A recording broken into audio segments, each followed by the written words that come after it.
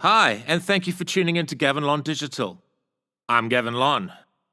So, we have completed the CRUD-related functionality pertaining to the category, category item, content, and media type entities. We have also recently made UX-related refinements. We added form validation code and a DatePicker widget to make it easy for a user to select a date for an appropriate form field. That's great, but we don't want the data pertaining to the category, category item, content, and media type entities to be manipulated by non-administrators. We only want administrators to add and modify data for these entities. So the question is, how can we implement the necessary security restrictions through code, whereby only administrators can access functionality related to certain CRUD operations pertaining to the category, category item, content, and media type entities? In order to achieve this, we can use the identity technology that we have already integrated into our web application. The first steps involved in implementing our security requirement is as follows. Step 1. We must add an account to the ASP.NET User's Identity Database table. Step 2. We must add an administrator role to the ASP.NET Roles Identity Database table. Step 3. We must add the account that we added in the first step to the admin role that we added in the second step. This is done at the database level by adding the primary key value from the row in the ASP.NET Users table, denoting the account we created in the first step, and the primary key value from the row created in the ASP.NET Roles table in the second step, denoting the admin role, to an identity table named ASP.NET User Roles. The ASP.NET User Roles table facilitates a join between the ASP.NET Users table and the ASP.NET Roles table. The ASP.NET Users table has a many-to-many relationship with the ASP.NET Roles table. This simply means that a user can be a member of many roles, and a role can contain many users. So in this video, we'll deal with adding an administrator account to the relevant identity tables that reside within our database. We'll do this by creating and running an appropriate Entity Framework Core migration. We'll then add code to the _admin menu partial view to hide the admin menu from users who are not appropriately authenticated as administrators, i.e. users who are not authenticated or who are authenticated but are not part of the admin role. We'll add code so that the routes related to the category, category item, content, and media type entities are restricted from being accessed from non-administrator users. We can achieve this by appropriately declaring the authorize attribute provided through the identity technology against the relevant controller classes for the category, category item, content, and media type entities. We'll implement the code for this later in the tutorial. For content like this and much more, please consider subscribing and please ring the bell so that you'll be notified of future content. If you like this video, please give it a thumbs up and please feel free to share this video with anyone you feel may benefit from its content. If you'd like to thank me by buying me a coffee, I've included a link in the description to my Buy Me a Coffee webpage. It will be greatly appreciated. So let's start by writing the code to add the admin account to the ASP.NET Users Identity table through creating and running an appropriate EF Core migration. So let's open the Package Manager console window.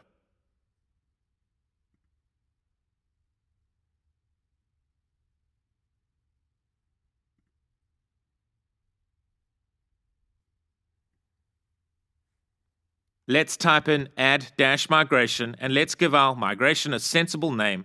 So I think add admin account will be appropriate.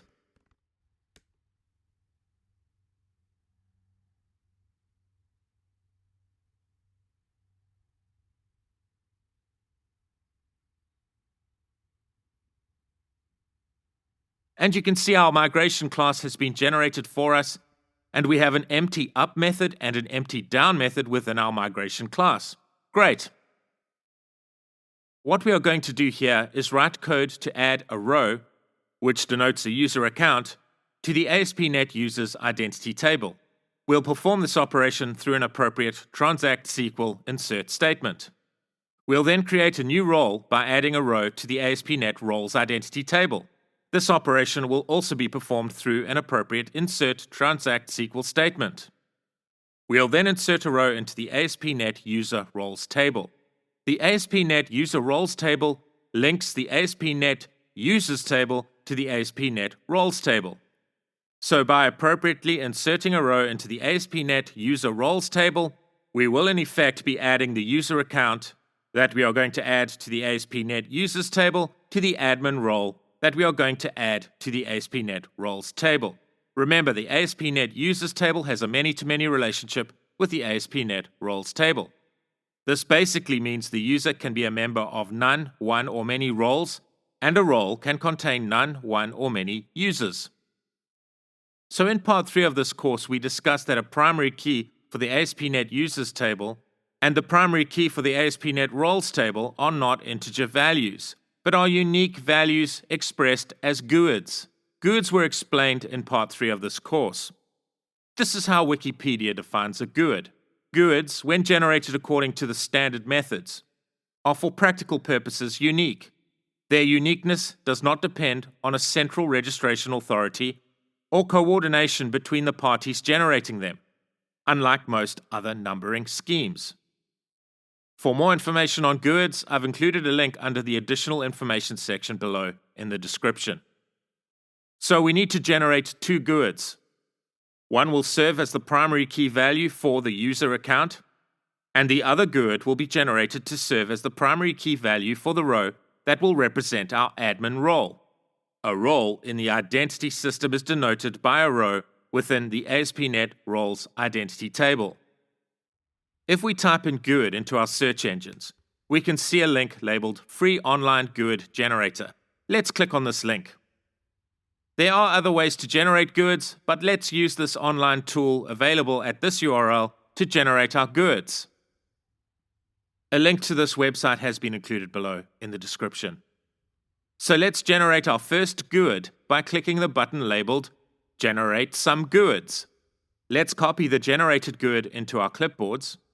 Let's create a private constant within our migration class and name it admin_user_GUID and assign our constant the value of the GUID we have just copied to our clipboards. Let's create another private constant within our migration class and name it admin_role_GUID. Let's generate a GUID that denotes the primary key value for our admin role and copy it to our clipboards. Let's assign our admin_role_GUID constant the GUID that we have just copied to our clipboards. So firstly, before we write our SQL script, we need to hash the password that we are going to use when logging onto the system as an administrator. We are going to use the password hasher class to do this, which is a member of the Microsoft.ASP.core.identity namespace. So let's ensure that we have a using directive to the Microsoft.ASP.NET Core.identity namespace at the top of our code. Password hashing is used to verify the integrity of your password sent during login against the stored hash so that your actual password never has to be stored. To hash our admin account's password, within the up method, let's write code to create a new object derived from the password hasher type. We can then pass in the password that we have chosen for the relevant admin account to the hash password method invoked on the hasher object, like this. So the password that we have chosen here will appear in its hashed form in the relevant identity table and not as it appears in our migration code here. So obviously you should never leave a password exposed in code like this. There are many ways that we can keep this password a secret during this coding phase, but that is a discussion for another tutorial. So note that whatever password you choose, this is the password that you'll use when you log onto the application as an administrator. So within the up method and below the password hasher code, let's write the appropriate SQL insert statement to add a user account to the ASP.NET Users table. Remember, the up method is run when we execute the update-database command. Conversely, the down method is run if we wish to roll back the effects performed against the relevant database by the code executed within the up method. We'll demonstrate this a little bit later in the tutorial. The SQL statement that we are going to write is fairly large, so I'm going to use the string builder class to build the string denoting our SQL statement. If you don't wish to write out this fairly large SQL statement while following along with this tutorial, I've included a link below in the description to a page on GitHub that contains the appropriate code for building up the SQL statement we are going to write. So please feel free to copy and paste the relevant code from the relevant page on GitHub if you'd prefer. So let's build the SQL statement using the string builder class that will be used to insert our admin user account into the ASP.NET Users Identity table when this migration is executed.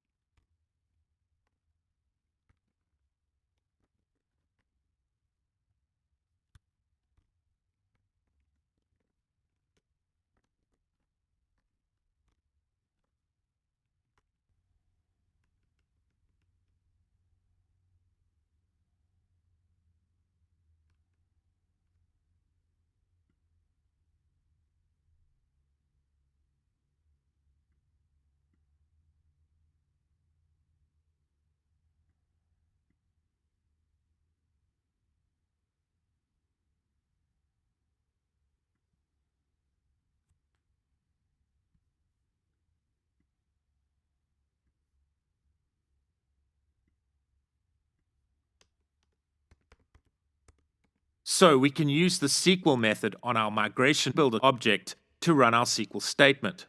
Note that we must convert the relevant string builder object to a string before passing its value to the SQL method. You can, of course, replace the email addresses that you see here in the relevant SQL statement with an email address of your choice.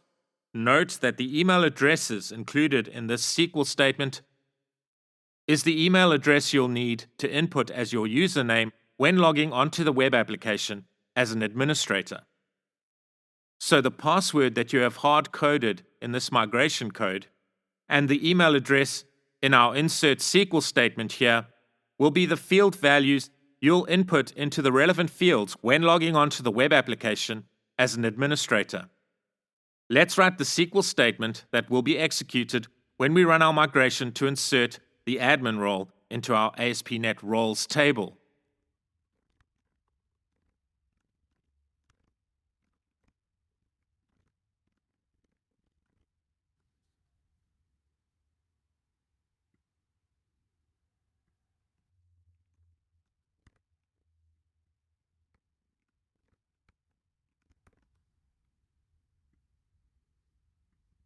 And let's write the SQL statement that effectively adds our admin account to the admin role.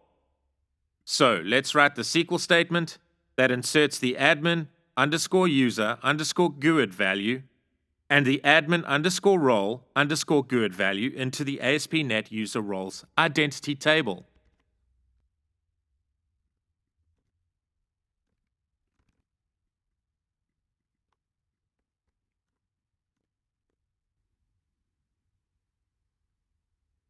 Great!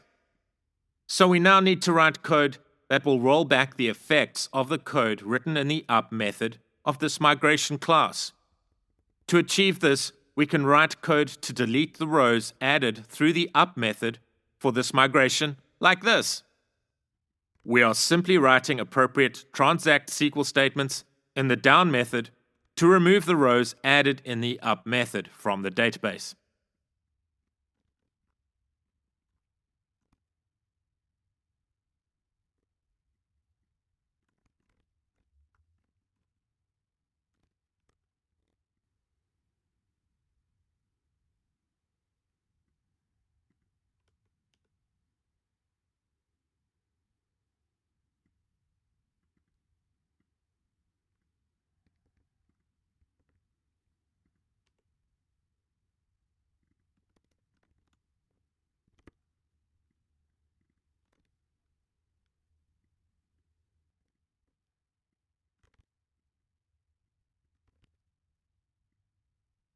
So, let's go to SSMS and take a look at the ASP.NET Users table, the ASP.NET Roles table, and the ASP.NET User Roles table in our database.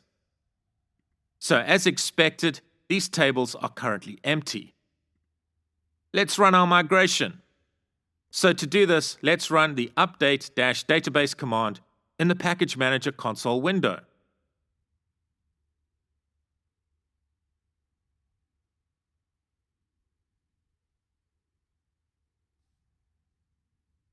Okay, so we have a little bug in our migration code. Okay, I named the column in the SQL insert statement that inserts relevant user account information into the ASP.NET Users table, locked out enabled, and this column should be named lockout enabled. So let's fix this.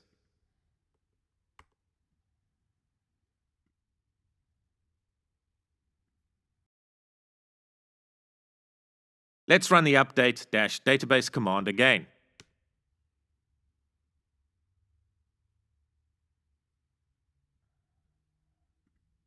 And now let's take a look at the data in the ASP.NET Users table, the ASP.NET Roles table, and the ASP.NET User Roles table. Great, so our admin account has now been added to the relevant identity tables in our database. So let's quickly look at how we can undo the effects of this migration. So if for some reason we are unhappy with the result of running our migration, we can of course undo the effects of the migration by running the update database command in a certain way. We can execute the desired rollback by running the update-database statement against the migration that we ran before running the migration that we have just run. So let's type in update-database in the Package Manager console window, and let's follow this command with the name of the migration that we ran before running the add admin account migration, i.e. the migration that we have just created. Let's press enter to run the command. So let's now look at the relevant identity database tables through the use of SSMS. And as you can see, the rows that we added by executing our latest migration have now been removed. Great, so we have rolled back the effects of the code executed in the relevant up method. So the down method in our latest migration executed successfully and rolled back the effects of the execution of the code within the relevant up method. We could easily remove our latest migration by running the remove-migration command. But of course we want to add an admin account to the system, so let's run our migration again.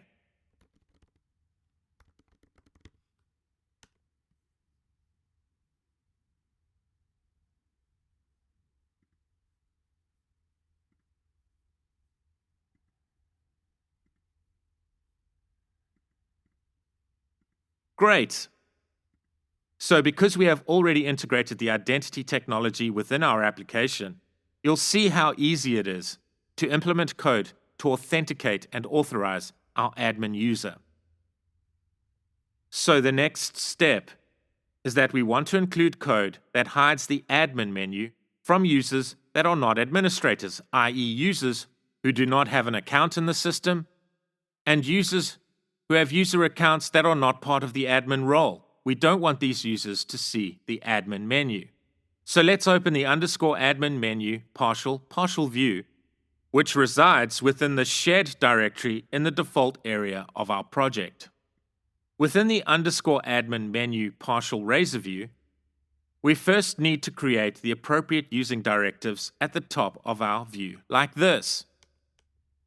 So let's include a using directive to the Microsoft.ASP.NET Core.Identity namespace. Let's also include a using directive to our project's data namespace, like this. So we can now use Dependency Injection to inject relevant objects into our Razor view, like this.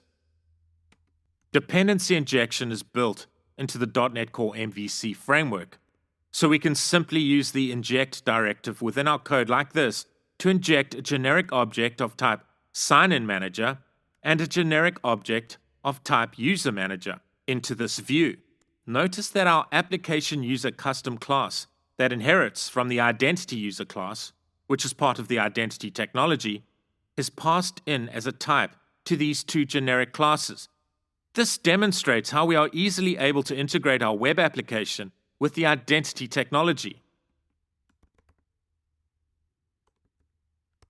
Let's write an if statement like this to check if the user has been authenticated and that the relevant user is part of the admin role.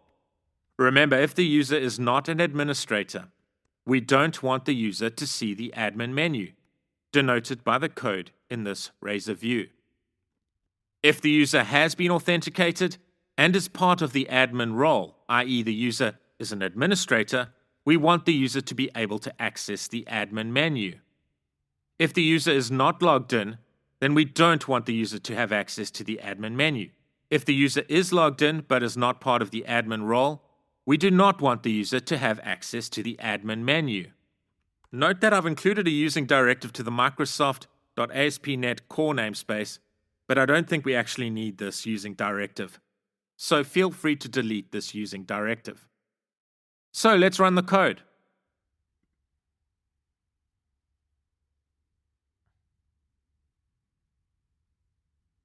You can see that we do not have access to the admin menu, which is great.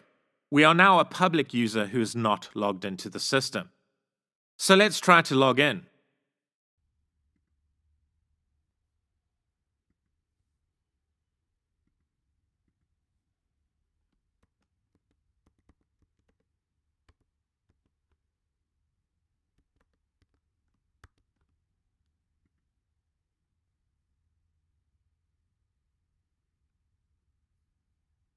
And look at that. We have an exception. So the reason for this is that our web application needs to know, as it were, that we want to include functionality regarding the use of roles within our application. So to fix this issue, let's open the startup.cs class and call the addRolesGeneric method that accepts the identity roles type as a generic argument, like this. So by writing code like this in the configure services method within the startup class, we are in effect configuring the use of roles as part of our authentication and authorization functionality for our .NET Core MVC web application. Note that we must call this addRoles method before the addEntityFrameworkStores method. So the order in which these two methods are called is important. Let's run the code again. Let's log in with our admin credentials.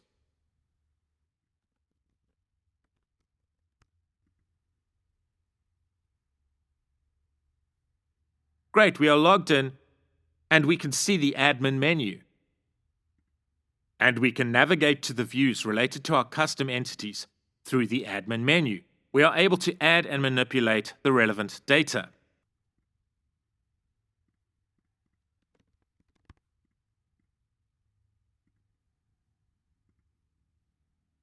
Excellent. But we do have one thing left to do. Let's log out of the application. So we are now just a public user who is not logged into the system. So of course we should not have admin privileges. But if we type in the URL denoting a route to a view pertaining to one of our custom entities that only an administrator should be able to access, so let's navigate to a route pertaining to the category entity. Notice that we can still access this route and are able to add and modify data relevant to the category entity. We are not logged into the web application as an administrator, so of course we should not have administrator privileges, but we can still perform administration operations. This, of course, is unacceptable. So how can we prohibit a non-admin user from accessing the routes that only an administrator should have access to? So MVC Framework Core and Identity make this very easy for us to solve. So let's open the Category Controller class.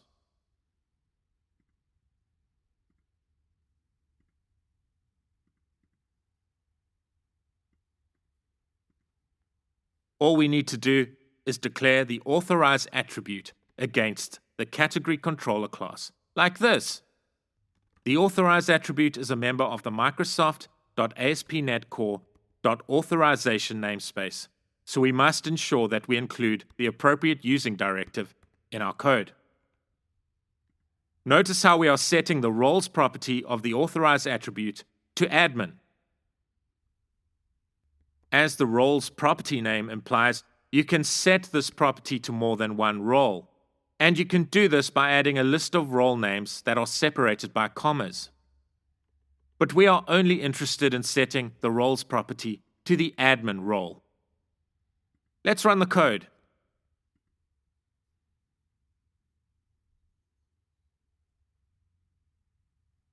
So we are not logged into our application. So we should not have admin privileges.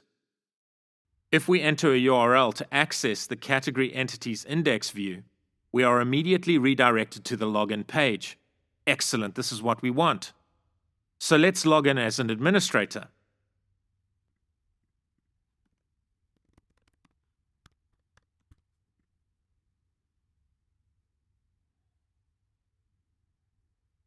And now we are able to navigate to the relevant views through our admin menu. Let's ensure that the other controllers related to our custom entities are only available to admin users by appropriately declaring the authorize attribute against the relevant controller classes.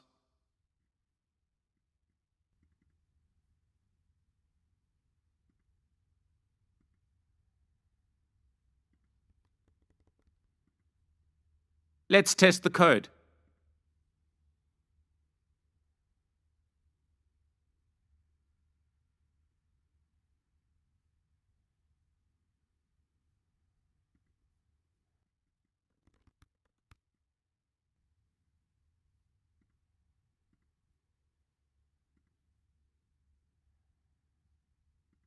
Excellent.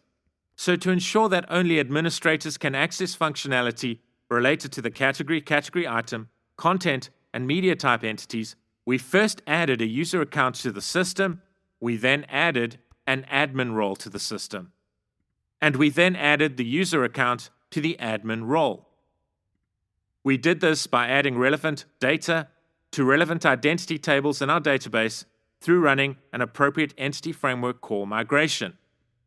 We then added code to hide the admin menu from users that have not been appropriately authenticated by identity-related code within our application. We then appropriately declared the authorize attribute against the controller classes related to our custom entities, which meant that when a non-admin user attempts to access the functionality pertaining to our custom entities through typing in an appropriate URL into their browsers, that these non-admin users are automatically redirected to the login screen. So now only administrators are able to access functionality pertaining to our custom entities. Excellent. For content like this and much more, please consider subscribing, and please ring the bell so that you'll be notified of future content. If you liked this video, please give it a thumbs up, and please share this video with anyone you feel may benefit from its content. If you'd like to thank me by buying me a coffee, I've included a link to my Buy Me a Coffee webpage below in the description. It will be greatly appreciated. I really enjoy reading your comments, so please feel free to engage with me in the comments section. The latest code can be found on GitHub. I've included a link to the relevant repository below in the description. Thank you, and take care.